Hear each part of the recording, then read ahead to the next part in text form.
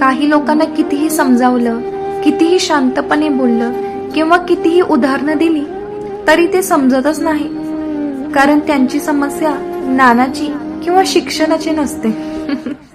त्यांची समस्या मन बंद असण्याची असते. मूर्खपणा म्हणजे अनपढ असणं नाही.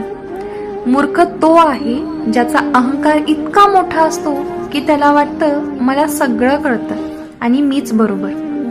अशा माणसांचं हृदय शिकण्यासाठी तयारच नसतं. त्यांच्या कानांना ऐकण्याची इच्छा नसते आणि डोक्याला विचार करण्याची जागा नसते. देव जरी समोर उभा राहिला तरी तेच प्रश्न विचारतील, तेच आक्षेप काढतील आणि तेच वागतील, कारण बदल त्यांना नको असतो. अशा लोकांकडे एक विचित्र सवय असते. ते जिंकण्यासाठी बोलतात, समजून घेण्यासाठी नाही.